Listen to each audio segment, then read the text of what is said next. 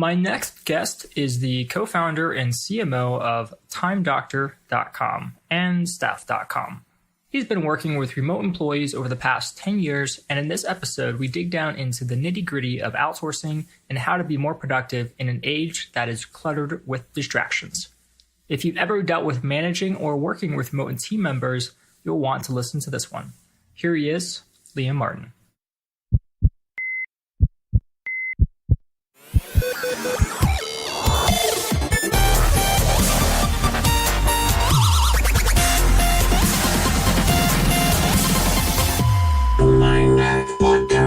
Welcome to the podcast, Liam. Thanks for having me, Cody. Now, I wanted to sort of just give a brief overview of what your two companies are, kind of who you are, where you are at this stage in your life, and what you've been able to accomplish. Okay. Right now, I'm a human on planet Earth, and I've been lucky enough to work in the tech industry for the past 6 years. And we've built two companies, timedoctor.com and staff.com. And they, in essence, focus on a question that I've always had, which is measuring not necessarily how long someone works, but how productively they work. So we're really interested in trying to figure out what people do throughout their workday that produces success. And that was what I was interested in throughout university and grad school. And it poured into what I'm currently doing, which is really measuring. We kind of call it, if you're in the tech industry, we call it Google Analytics for your workday. Mm-hmm. So as an example, right now, I'm working on podcast. I have been working on podcast for 8 minutes and 22 seconds. And then when I complete that podcast, I'll be able to measure the websites, applications, mouse movements, and keyboard movements that I interacted with, and then compare that to the other 40 plus podcasts that I've done over the last month or two and see what trend lines start to basically present themselves from that data set. So that's what I'm really interested in, is studying how efficiently I work and what I can do to become more efficient with my time. And so prior to the recording, you were actually saying how you're not productive. And personally, I also have a lot of analytical tools. I use a tool called exist.io. I have rescue time. I have my sleep data. I have my Apple Watch. It records my heart rate. And the software for exist.io, it tries to make correlations between the data that it's creating and these tags or notes or how I rate my day or different information and different sources. So how are you making sense of all that data when you're recording the keystrokes and the applications? What actual practical use are you getting out of that? So it doesn't really work super well when you're comparing it to an N of one, which is yourself, because you just don't have enough data to work off of. What we do instead is, so as an example, staff.com, our enterprise product, we can predict with an 89% accuracy rate whether you're going to quit your job 6 months before you do. Because what we've done is we've collected tens of thousands of endpoints, which we define as quit events. So when someone drops a seat off of TimeDoctor or staff.com, we have a pop-up that shows up saying, why did you drop this seat? Well, I don't want to use the product anymore, or that employee quit. And once we've registered that, then we have 18 months of work data that end in a quit endpoint.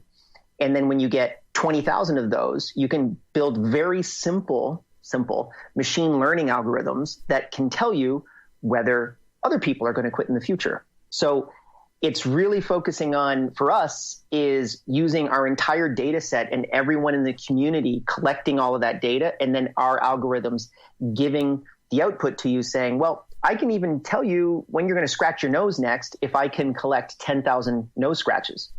It really is that simple. You just need the data. And that's what a lot of people and companies don't really understand. It's about data collection. It's not necessarily about how smart your AI lab is, as an example. So that's what we do, is we can do anything as long as we just collect enough endpoints. How are you using that data currently, either for your personal self, or do you have a data collection? Are you using that for your personal productivity?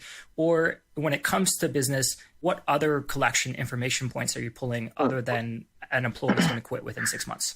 Sure. So we have quit and fire. That's like a standard thing inside of our company. But then also too, I use a lot of personal tie-ins.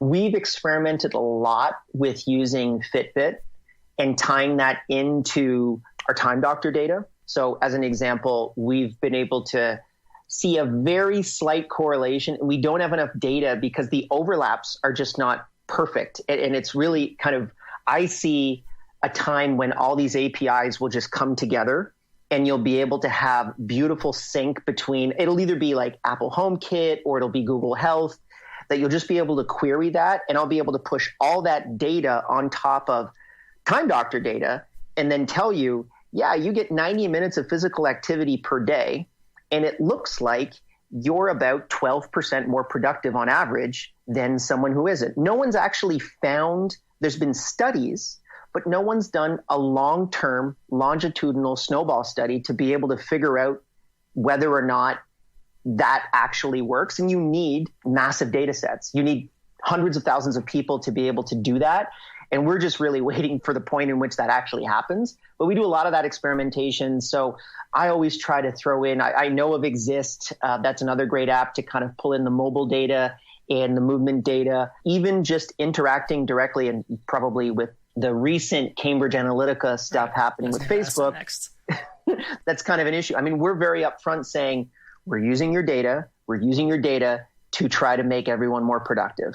That's when you sign up for Time Doctor, you are, you're not necessarily giving your data to us. So you still own your data, but we're encrypting that data and then we're feeding it into algorithms so that we can make those algorithms better, and that you can make sure that, I'm going to figure out, I'd love to be able to get to the point in which we can, a pop-up can show up on your phone at 4 p.m. saying, Liam, I know you want to eat that cookie, because we know that you want to eat that cookie right now, because we've collected your weight, your height, your age, your educational background, your credit card transactions for the last 6 months, and we know that you want to pig out on that Starbucks $3.28 cookie. So you're not going to do it. Are you saying that you're trying to transition your company from a business productivity tool to perhaps a personal management tool?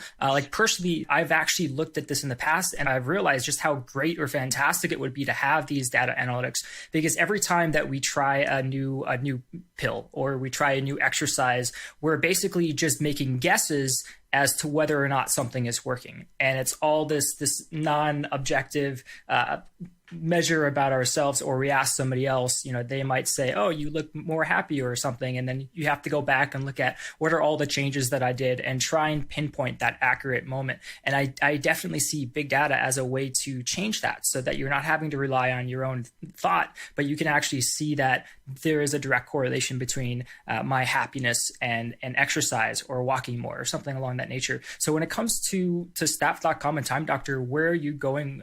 Where's the future with that? So we are not trying to do, initially Time Doctor was a personal productivity tool. So it was a task list, and you would go through your task list and then you'd click on a task and we'd measure what you did while you completed that task. And then we added in, and we still have that. That's the fundamental way that you interact with, it's basically the getting things done paradigm, but digitally represented and quantifiable. And then we added in integrations and a bunch of other things. And we still have a very committed user base that uses it for individual data collection. Mm-hmm. Accounts for about 3.2% of our revenue.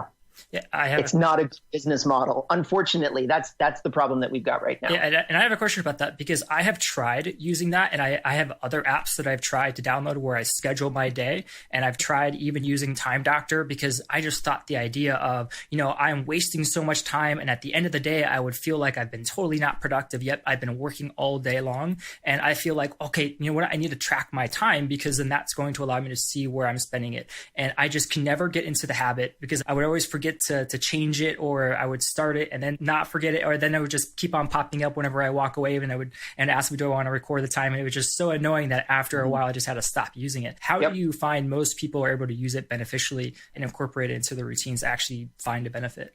So there is a user base that does that, and I would call them kind of like type A people, where they can't go to sleep before they've written down a to-do list for the next day. Mm-hmm. My co-founder, Rob, is that person. He's very focused and he understands where everything is structured. I'm more of a creative. So I float from task to task and I get distracted very easily. Some people would call that ADD. I don't really define it that way. I think it's something a little bit more complicated than that. And that's the way that I operate. But I know for me, having those triggers in place is, what I mean by triggers is actually a better way to define it would be barriers. If I go to Facebook right now, I'll get a pop-up that will say, are you still working on podcast? So I've set up systems inside of Time Doctor to be able to make sure that I'm pushing up against those barriers. And because you probably are not answerable to anyone, you just break right through those barriers. So there's no accountability. If every time you went to Facebook, you were billed $10 was sent to the Ku Klux Klan, you'd probably not go to Facebook anymore. Like creating those very strong measures to force you into productivity. So in some way, though, that's a pre-commitment device where you're using some sort of external tool in order to prevent you from doing what you're not supposed to be doing.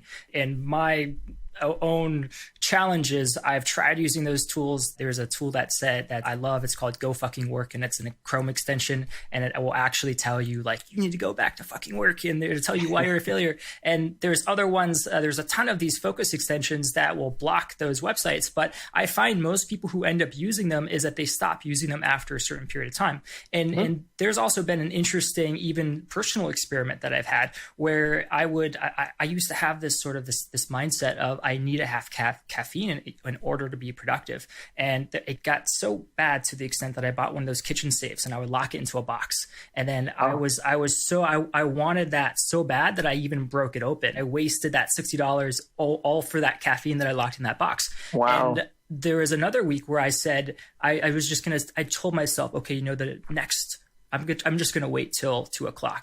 And then I was like, I can keep going. And then I was able to push that off to the next day. And then I went a whole week without having any caffeine, and I was still just as productive as before. And so I came to realize that when it comes to productivity, I think a lot of it's more mindset. And when you're creating this external blocker of saying, okay, I'm going to lose money, or I'm going to have to donate this money to some organization that I don't really want to support, there are those external motivators. But in your own sort of experience, have you found any success just within sort of creating this mindset, and how do you approach that? So at this point inside of my work life, within the last 3 to 4 years, I've had a very interesting shift from entrepreneur to executive. And you might have had that same shift as well. In the conversations that we've had previously, I think you've had a form of that, where an entrepreneur has to just execute on doing the thing. So I need to put up a website. I need to figure out how to do it, and I have $4 to do it. Okay, well, buying a domain costs $6. Well, how do we solve this problem? And then just kind of working through and working that problem. Now, what I do is I'm just one level above that. I tell other people to go execute, and I'm only measuring the output of those people.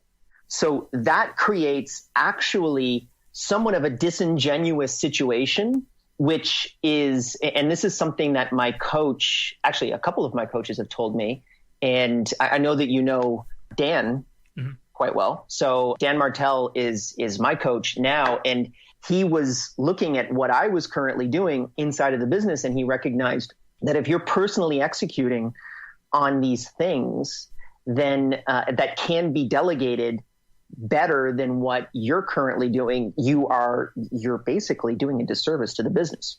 So it's a little disingenuous, but in essence, what I'm doing right now is I'm telling people what to do, and then I'm measuring that output, which makes for my life to be a little bit easier. I feel quite guilty about it, to be honest with you, because it goes against the entrepreneurial kind of DNA that got me to where I was. So me going out and actually doing something, for years, I would do a roundtable meeting of all my direct reports, and I would say, okay, well, I can do that. Okay, well, I can do that. And then I set up a work week where everyone was dependent upon me to do the thing that I said that I would do, instead of assigning that to different people that could have done it more efficiently than myself. So I'm at the point now where basically I'm just assigning things to people, and it makes for a lot easier of a work week, more complicated in theory, but much easier in execution, because I basically just tell people what to do, And if they don't do it, I fire them. Is there any differentiation or any comparison to the maker versus the manager by Paul Graham? Have you read that essay?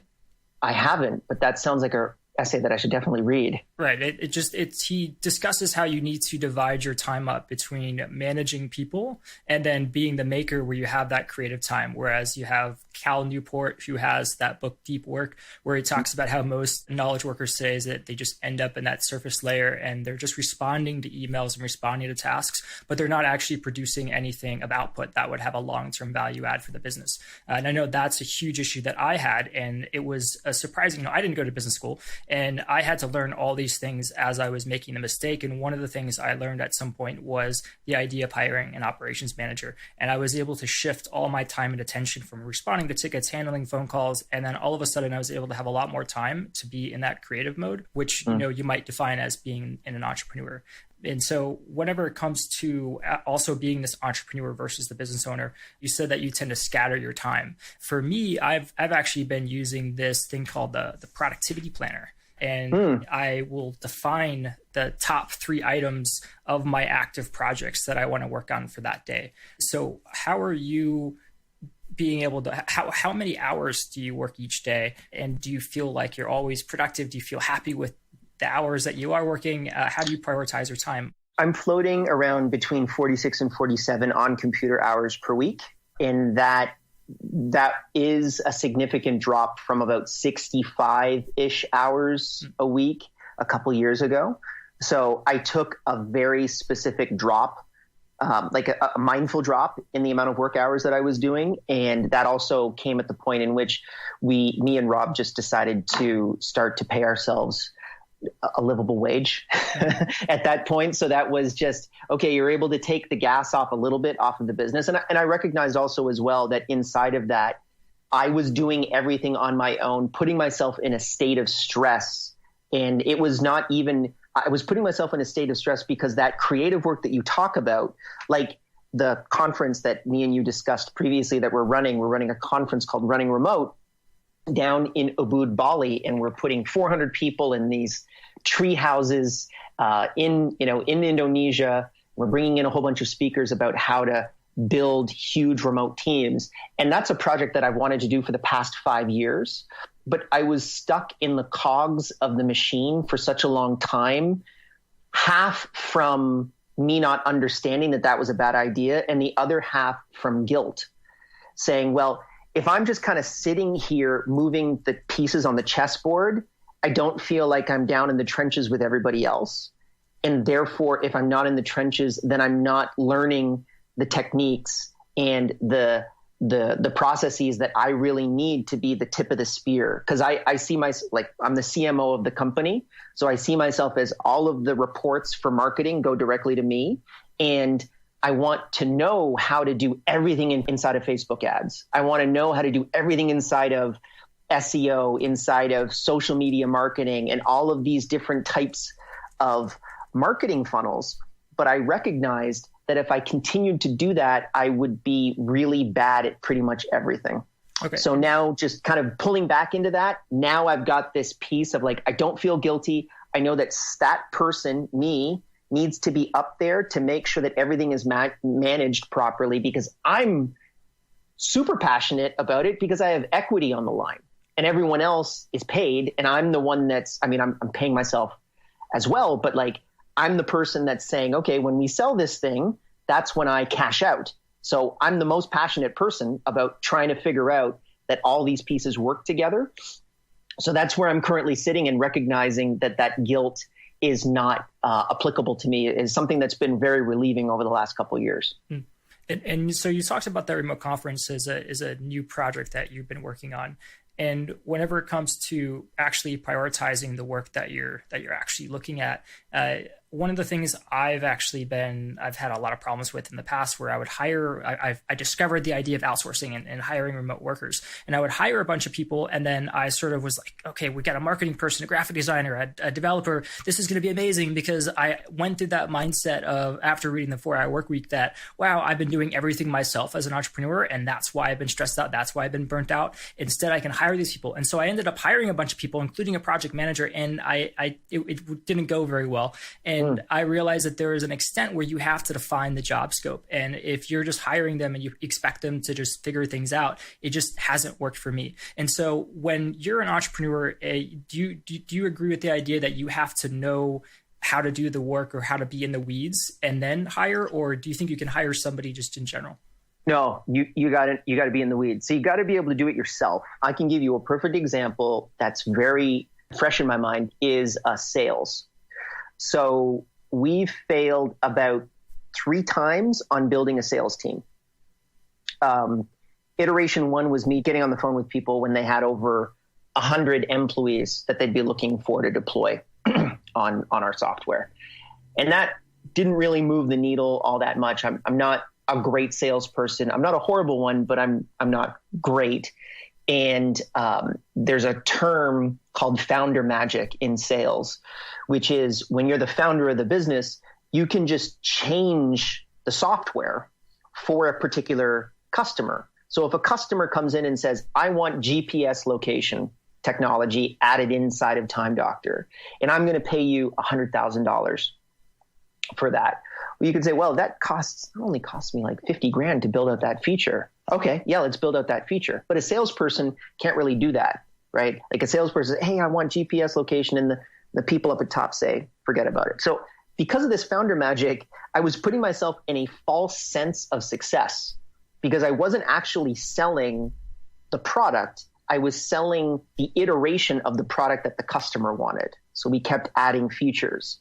So then I get to a point in which we've got a sales team of 5 to 6 people, and they're all kind of doing sales, and we recognize that the output is net positive. But then when we tunnel down into it, we recognize that the majority of those sales are touched on by me, and the majority of the sales that are touched on that I've touched, I've done some type of special thing inside of the software. I've made some type of change. So we actually recognized that we weren't selling the product at scale. So then when we ended up we ended up hiring a sales manager, VP of sales from San Francisco. I flew him to Asia. He actually ended up living in Asia. He lasted about 4 months. I put an entire quarter of my time into training him. That was a big disaster. He ended up leaving. We ended up running a completely different sales team. That ended up failing. And it just went through these iterations and iterations. And I basically came down to the conclusion that this next iteration, which is quite successful and has been running for the last year, I needed to know how sales worked before I could really get reports from a VP of sales that would pass my own personal sniff test, because I can tell you whether it's bullshit. Mm-hmm. So we didn't necessarily fail a whole bunch of times. I was just trained on how to do sales. And it just you trained yourself, or? Yeah, I mean, well, so like it cost me $500,000 to $1 million in failed sales teams to get to the point in which I knew how to figure out whether someone was bullshitting me in sales or not. Mm. And that's an interesting thing that I just didn't really know from the beginning, which was, well, you don't understand how sales works, and deal flow takes 6 to 18 months. And these are really, look at all of the deals in my pipeline, and they're successful. And this is the way that enterprise sales works. Okay, so I guess I'm just going to pay you for another 3 months of salary, right, before producing any results. Yes. Okay. Well, I guess I don't know what I'm talking about. So continue doing that. And then that happens. And then something else comes up and something else comes up. And it's this continuous push where you're not properly, it's not just about education. It's about actually executing on it. It's about, so the big moment that I had was I had closed a large enterprise deal, hundreds of thousands of seats inside of this organization. And a professional salesperson probably could have done it much better than I could have. But since I went through the entire process from beginning to end, I came back and recognized, oh, okay, this is how it's done. No, you are not going to get another quarter. You've got to close deals this quarter. And here's the quota that you've got to meet. Right. And if that isn't met, you're out. Now we have a very tied in process, very well set. And being a marketer, I just didn't understand how to do sales. And I wish I could have had somebody that could have almost been like my coach / mentor / bullshit detector that would have been in on the business 100% that could have helped me with that, almost kind of like auditing that process. Mm-hmm. And I'm now recognizing I'm doing that same thing for development. To a degree, I do that same thing for the different funnels connected to marketing, where I have someone that's much smarter than me. I buy like an hour of their time a month. And sometimes, these guys can cost like $1,000 an hour, but they're able to very clearly tell me, yep, this is on track, everything's moving properly, or no, this person is not doing what they're supposed to be doing, and you need to come in and tweak that. But all of that is connected to me actually doing it the first time. And so when it comes to the specific instance of sales, are you saying that as an entrepreneur, in order to understand the process and in order to know that you're not being bullshitted by the person that you're hiring, that you need to do it yourself? Because once you go from that A to Z process, you figure out what works, what doesn't, you can understand the process as an entrepreneur. But while you're doing that, you're going through the rounds. If you're not experienced in that area, as if you don't know enough about sales and you're trying to be the entrepreneur who can do that process so you're not being bullshitted by your employee hire, how are you differentiating that? Are you saying that I should hire a consultant? Are you saying that you should just read a bunch of sales books? How do you differentiate that and know when you're ready to hire somebody else? I would say you need to, like for me, I needed to fail at sales. If I had hired a very expensive VP of sales, I would have ended up spending a lot more money and being bullshitted for much longer. Because, and the reason why sales is such an interesting problem is because salespeople are the most difficult hire because they sell you things. Mm-hmm. And the first thing they do is they sell themselves. So they're really good at keeping their jobs. A developer is just very honest. Yep. Well, I don't, this isn't working and this feature is not very good. I agree with you. And I'll just let myself out type of thing. Mm-hmm. Whereas a sales guy will fight, and it's mostly men. Yeah. 95% men. So for me personally, I needed to fail at it. Even with Facebook ads, I'll give you another example that's a lot more connected to what I do as a marketer. We've gone through agencies, we've spent, last agency, I think they deployed about $250,000 in spend and didn't produce results. And we've constantly gone back to us personally working on it internally and having really smart people that come in for a short amount of time that help us with tweaking it and kind of almost auditing those Facebook ads. And that's been a more successful model for us than directly working with an agency, because agencies have this interesting kind of, it's a bad relationship, which is they're trying to extract the maximum amount of value from you for the least amount of input. And you're trying to get the maximum amount of output from them for the minimum amount of input. So they know that every extra hour that they spend on you is, time that they could spend working with another client that's probably paying them another fee that isn't connected to an hourly rate. And I would add on to that when you're hiring a consultant, that you're paying them for their knowledge as is, whereas even it's the same thing when you're hiring a contractor. And I've come to realize that there is a huge difference between hiring a contractor, just say on Upwork, and hiring even a remote employee. There's that Kaizen mentality of there's somebody who is willing to document their work and improve upon the process. And typically that's only something you see as an entrepreneur. And when you hire people to fulfill a role, unless you're monitoring them or unless you're encouraging them to follow that Kaizen mentality of documenting the process and then optimizing that process, you are often the one having to deal with problems as they come up because they're not thinking on their own. And I've found whenever you hire a consultant, they're just providing that one-off knowledge of what they already know. And they're not going to be able to learn about your business and then add things to it, which it can still be difficult to get that with a remote employee, but I still find that you tend to get more of that. So how do you find those types of people, would you say? Well, I actually have a bit of a hack for that, which probably doesn't work for everybody, but it works for me.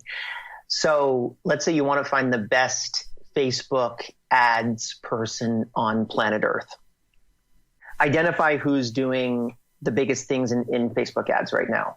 Probably digital marketer is probably pretty good. They probably know how to do Facebook ads pretty well. They're running ads. Like I would just figure out who's doing the most ads in your industry. And it really is very specific. Like I would focus, for us as an example, I would not work with anyone who does ads in e-commerce because e-commerce ad buys are very different from SaaS, which is software as a service, which is what we sell, which is a continuous subscription to software. It's not just where you purchase all of the software up front. So I would work with someone who's done SaaS ad buys, or go to those companies, figure out who runs ads for them, stalk them on LinkedIn, and say, can I talk to you? How much does it cost to buy an hour of your time? Just an hour. And they'll give you a crazy number because they're a salaried employee. So these types of people are probably making low six figures. They're very good at their job. They're paid a lot of money, but you can buy them for $1,000 for an hour. So I just buy them, and I usually get about an hour of their time. And then I try to make the long-term pitch to say, could you talk to me every hour for $1,000 an hour once a month? And you can just review, like I'll give you access to our Facebook account and you can just review what's currently going on. And I can give you a very clear, concise report, because I am getting those reports from my direct reports on what's going on. And I'm going to bring my people in and we're going to have a little consultation session. In essence, kind of like a mini coaching session. And those guys are always thinking about, like, they're reading everything about it. They're reading all of the stuff that you just wish you could read, but you can't. So I use that person as kind of like a human Wikipedia, right? Like someone who has all of that knowledge, and I can ask questions and get the query back very quickly and easily. And you'd think, well, $1,000 for an hour of somebody's time, that's pretty expensive. But for me, it's great when you're spending $30,000, $40,000 a month on Facebook ads. If you can increase the efficiency of those ads by 20% year over year, you're saving millions of dollars, actually, when you look at the long-term ROI. So we do that. And that's my hack is, you want to do social media marketing? You want someone who's amazing at sales in exactly the same demo as you, selling to SMB SaaS companies? Figure out who's doing the best job at selling to SMB SaaS companies. Figure them all out. Go into LinkedIn. Go get the LinkedIn Premium, type in, find all those companies, type search query sales inside of that company, and those salespeople will come up, and then follow them on LinkedIn and start chatting with them. And you can, it's very quick and easy to buy an hour of somebody's time. You can almost buy any salaried employee's time for $1,000.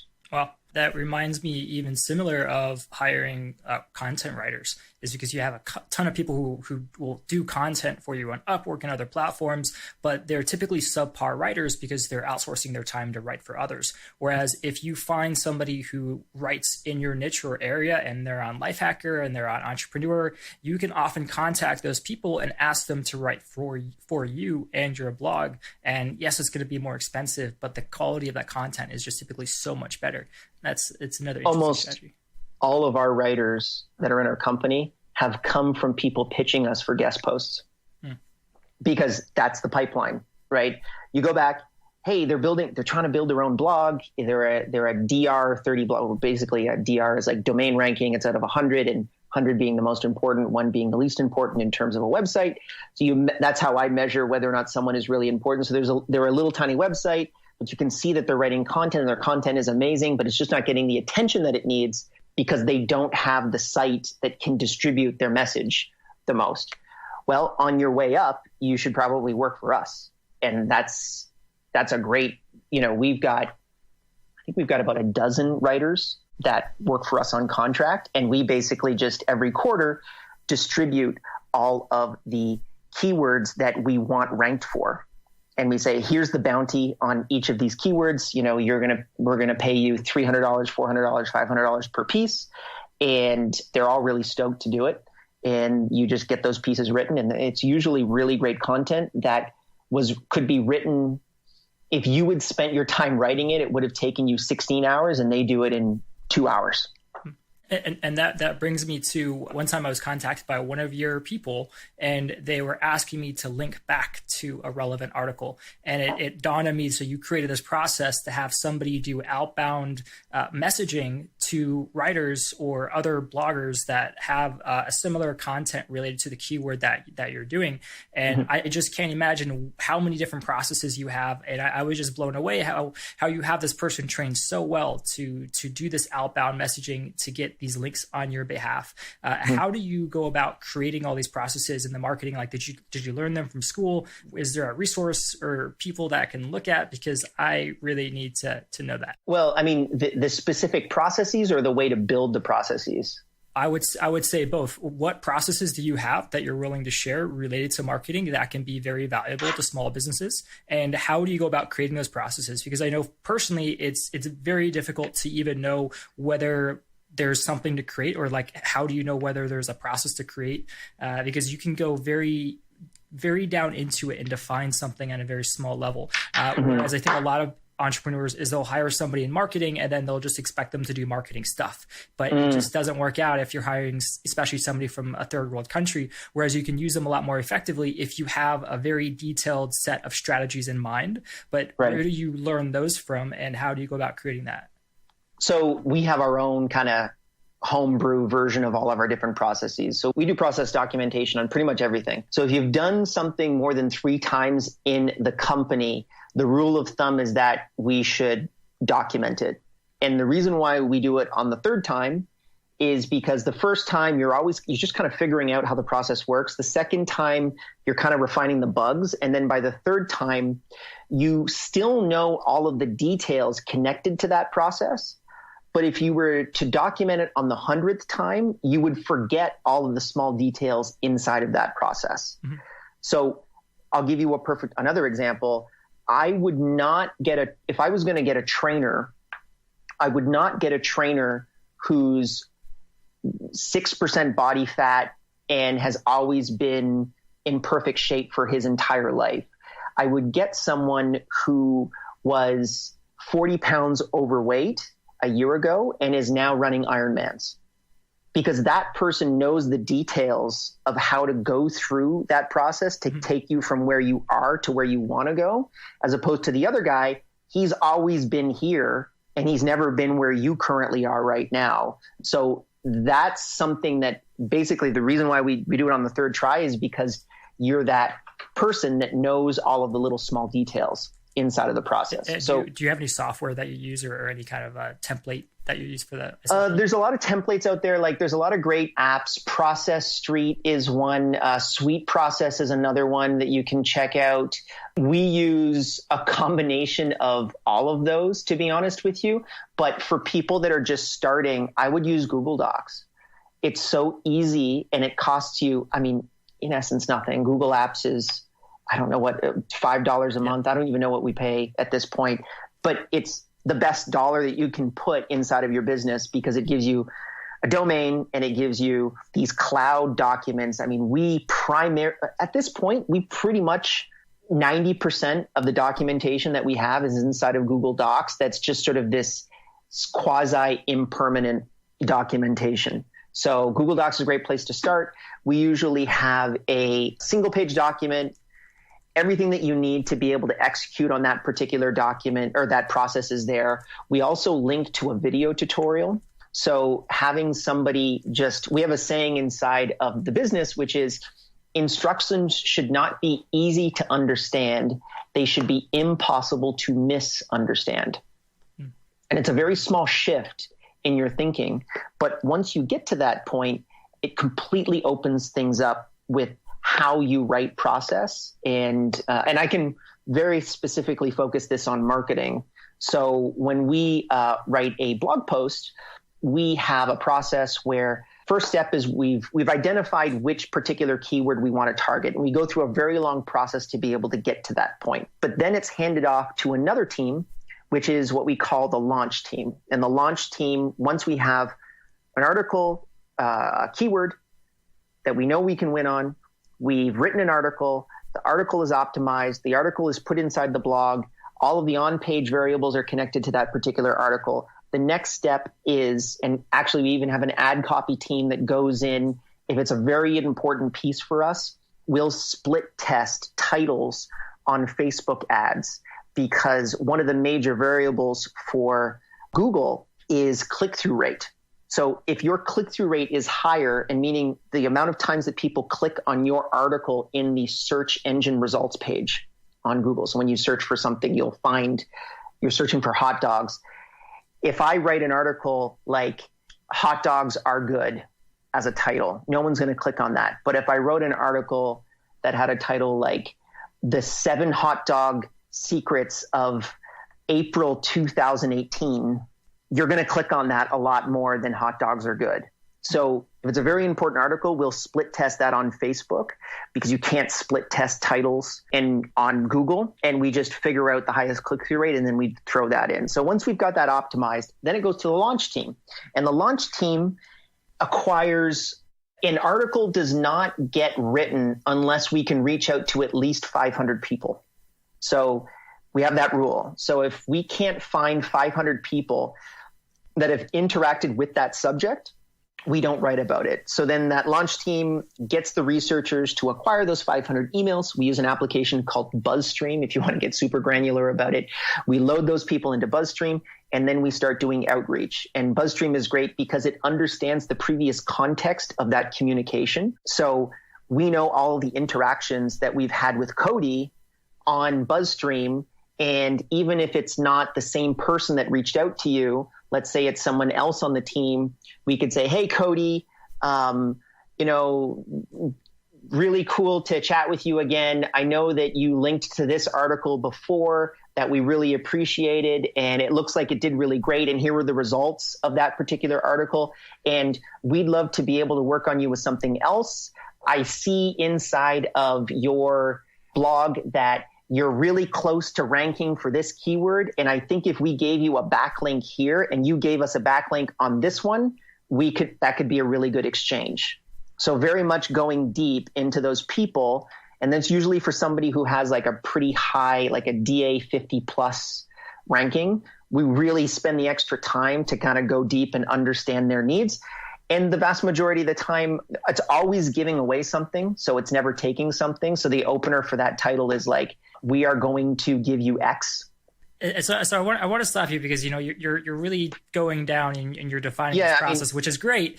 But as an entrepreneur, I'm curious, how the hell did you get this process? I mean, when you say we, did you mean that you created this process, or did you hire a bunch of people? Because when I'm running a business, one of the biggest issues I have is, how do I separate my time between building a process, learning the knowledge that I need to know in order to create that process, and actually running the business as is. And a lot of entrepreneurs, they'll tell themselves like, I don't know how to do this, and then they don't do it. And when I was on all my previous businesses, I would go and I would set up AdWords, but then I wouldn't want to learn as much as I wanted to learn about AdWords, because my headspace was already in other aspects of the business, and I couldn't transfer my headspace to learning and thinking and sleeping and breathing everything about AdWords to know enough how to create all the individual minute processes related that I could then outsource to other people. Like, I was never able to go down to that granular level that you can when you typically hire somebody who is an expert in that space. And it just seems like you're an expert, especially when it comes to marketing and all these, and just creating processes in general, to be able to bring all these remote teams. And I'm just fascinated how you're able to do that, and how you divide your time up between doing a million podcasts, and how you create these processes, and how you manage the people without feeling overwhelmed. And by the way, what do you do in your personal life? Do you even have a personal life? Yeah, I mean, I do. I have a girlfriend of the last 5 years that lives with me, and she runs a mermaid business. So that's kind of fun and different. And she teaches people how to swim like mermaids all over the world. You had to swim like a mermaid? I tried it once. Yeah. It was not very successful. Let's just leave it at that. You could try and create a process around it. Yeah, no, you're right. I'm very passionate about building businesses, and I know that you are as well. So all of the details connected down to that, which you had touched on before, to give you the realistic answer, which is unfortunately not going to be great for your listeners to hear, is it's trial and error, it's best practices, it's reading a whole bunch of blog posts. And that's what you do when you don't have any money. And then when you have some money, It is hiring the people that have read all the blog posts and gone to all the conferences and using them as like a human Wikipedia QA system to say, hey, what's going on here? How do we put together these processes? Oh, this is how you do it. This is exactly how you do it. And then what I do is I just take those best practices and I basically pretend that they're mine and I just deploy them. And that's the beauty of it. So I can understand the explanation as to why these things exist, but I haven't gone as deep as to read the 82 blog posts on why you should have a subdomain versus a subdirectory. That was a question that we asked about 2 years ago. And a subdomain is basically something before your main URL. So like liam.timedoctor.com, and a subdirectory is timedoctor.com/Liam. I have no idea which one is better, but our consultant said subdirectories are better. Here are 8 articles that talk about it, and 6 of them say subdirectories are better. So we moved from a subdomain to a subdirectory, and it was actually a really complicated process. But all I know is from now on, that's what we should be doing. And until my consultant tells me to change that perspective, that is my assumption. But it really just comes down to actually just executing in the weeds and then having that brain trust available to you whenever you need it. And so in this case, you're talking about a consultant.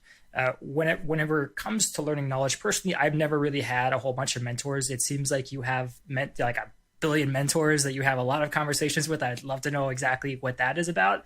When I've come to learning in businesses, I've gone through that trial and error, and I've created this sort of routine every day where I read at least 30 minutes a day. I take an online technical course on Lynda or Udemy, and so I'm always trying to advance my skill because I know at the core of all my businesses is me, and I need to invest in me, and that's ultimately going to bring the greatest value to my business. Whereas I used to wake up every single day and then I would just work for the rest of the day, and I was only working on the business. So whenever it has come to this sort of trial and error, and you've applied knowledge from either the things you've read or the things you've heard or the people that you hire or that you work with or that are willing to be there for you as a mentor, how are you obtaining this knowledge? And do you have any sort of routine or habit or mindset around it that you're then able to take it, whether it's from taking it directly from brain to brain or you're reading it online or books? Where are you taking that knowledge? How are you sort of internalizing it so that you can then reproduce it for your own business? So not to necessarily plug, but running remote is a perfect example of that. We have a problem. We're 80-ish people right now. And how do you get to 200, which is our target for next year? Remote. So we run a remote business. We have employees in 27 different countries all over the world. We were reading a lot of blog posts. We were listening to a lot of podcasts, and no one really had the answers that we were looking for. A lot of people had theory, but no one really had the definitive playbook. So what we decided to do was just drop $100,000 on, a conference venue and setting up a conference and saying, okay, well, let's get the smartest people that we can find that are the big thought leaders connected to remote work. And we're going to do this conference, and everyone's going to be able to get value out of that conference. So, people can come and get access to these types of people. And this has really never been done before. There's a lot of conferences for digital nomads, which is kind of different from building remote businesses, which is what we were really focused on.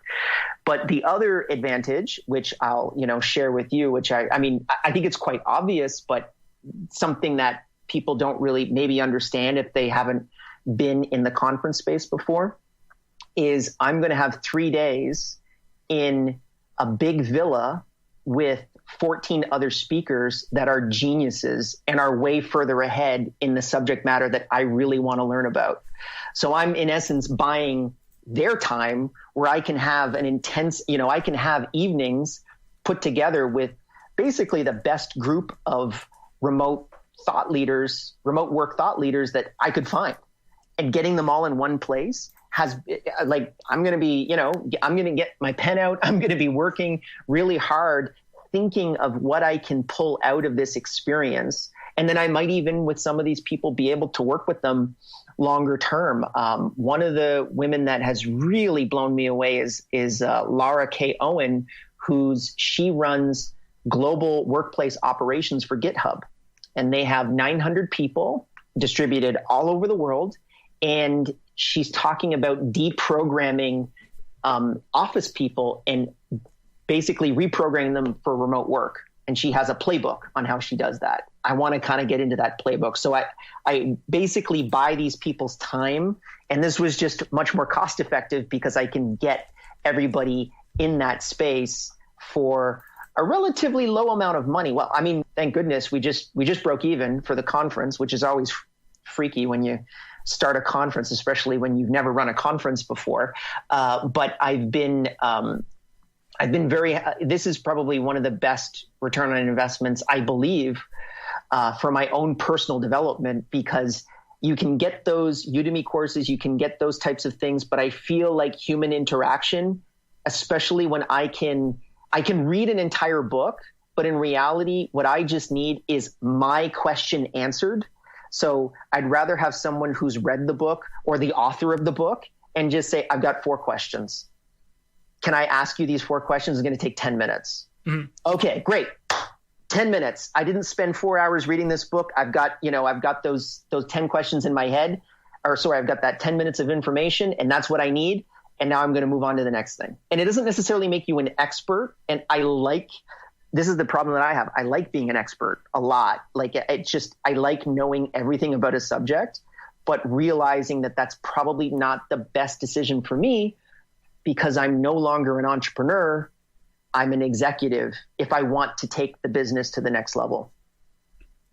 Well, you have to be knowledgeable in some respects in many different aspects of the business, I think, in order to become an entrepreneur. But then as you grow, as your business scales, then you tend to lower that so that you're focusing on fewer elements because you have more people to handle all the rest of the things. Sure. But so you have your remote, I think it's remoteconference.com, right? runningremote.com. And so I know that any listeners is that if they're listening, if you want to go to that, there is a 15% coupon code. You just enter Cody McLean. And for the listeners who can't go to that conference, what can they read? Where can they get knowledge? Nothing. They can't do anything. No, there has to be something. No, there has to be something because not everybody is in a position to afford that conference and that trip. If you could convince them, though, if they have a very little money and this is their next investment, what is the biggest, most helpful piece of knowledge that you can share that will help them and also maybe even convince them to go to the conference?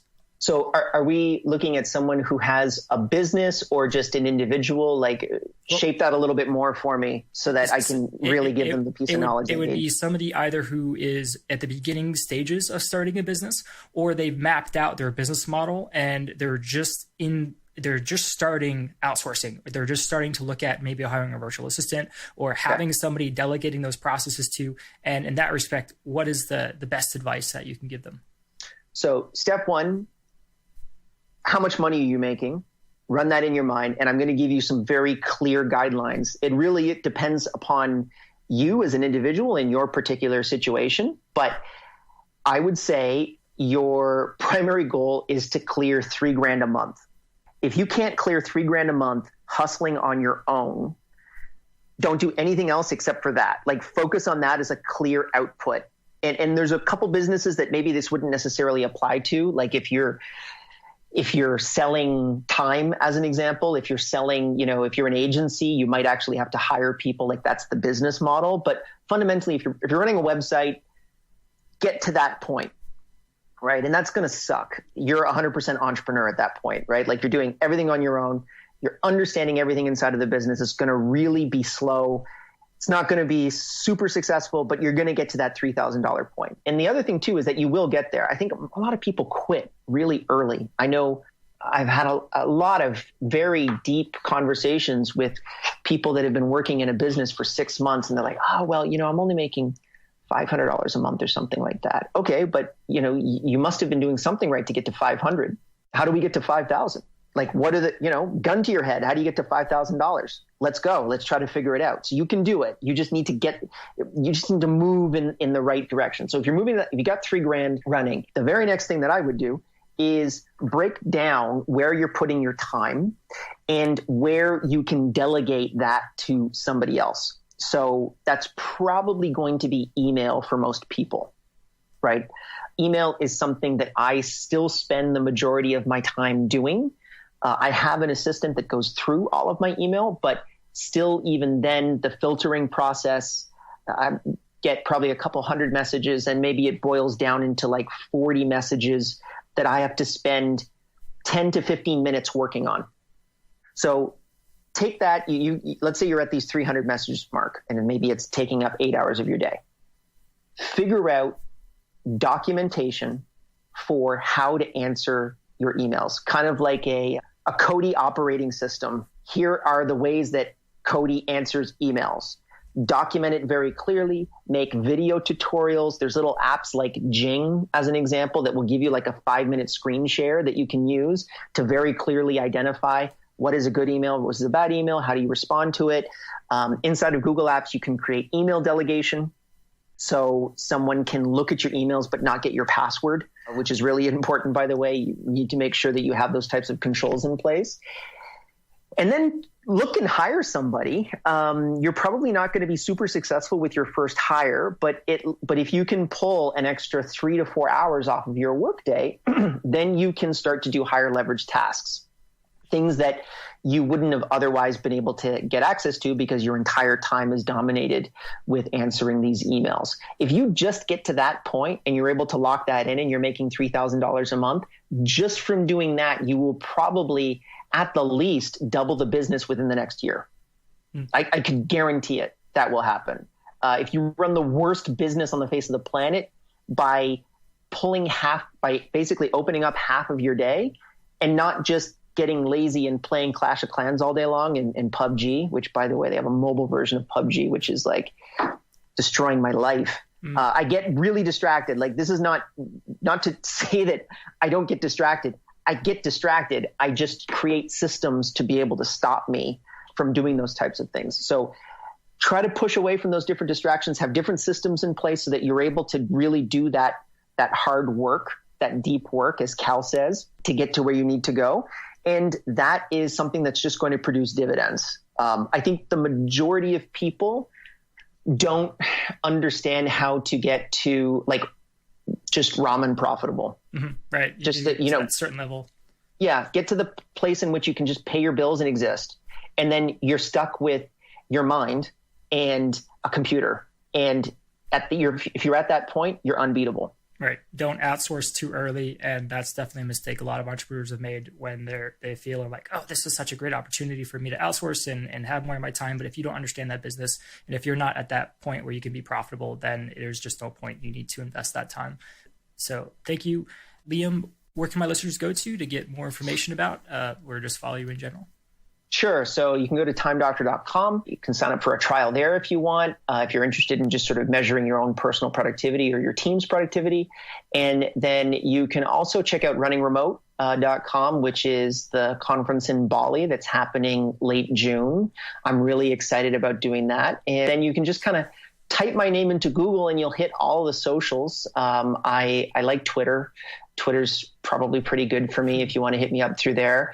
And it's just kind of forget about the socials, actually. Just come to the conference. That's probably you can see me in person, and that's much better than interacting with me on social media, because I'm generally not very good at social media. Okay. Yeah, and all those details will be linked below. Liam, thank you for being here. Thank you for having me.